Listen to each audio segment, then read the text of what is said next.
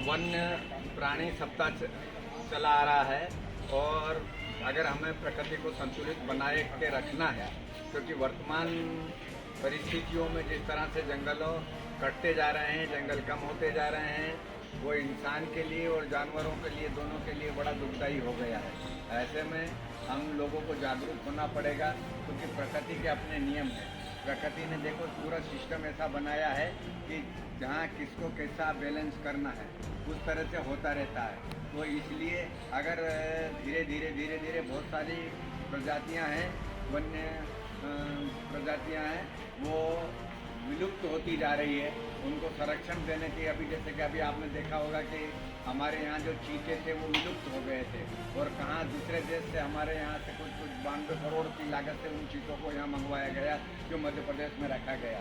तो ऐसी स्थिति में और बाकी जानवरों को भी अगर हमें बचाना है तो उसके लिए जागरूक होना पड़ेगा, और जागरूक होने के साथ साथ हमें धीरे धीरे उन जो वन्य प्राणी हैं उनको सुरक्षा प्रदान करनी पड़ेगी और उनका प्रजनन बढ़ाना पड़ेगा।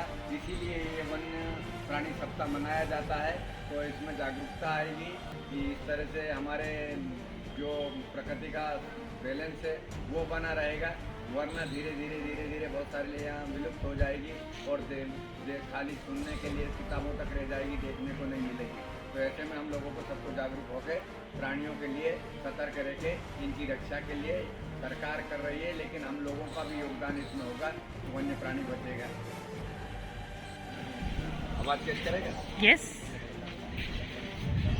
देखिए, ये वन्य प्राणी सप्ताह चला आ रहा है और अगर हमें प्रकृति को संतुलित बनाए के रखना है, क्योंकि वर्तमान परिस्थितियों में जिस तरह से जंगलों कटते जा रहे हैं, जंगल कम होते जा रहे हैं, वो इंसान के लिए और जानवरों के लिए, दोनों के लिए बड़ा दुखदायी हो गया है। ऐसे में हम लोगों को जागरूक होना पड़ेगा, क्योंकि प्रकृति के अपने नियम हैं।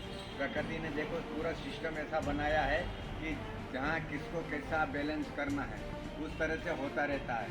तो इसलिए अगर धीरे धीरे बहुत सारी प्रजातियां हैं, वन्य प्रजातियां हैं, वो विलुप्त होती जा रही है।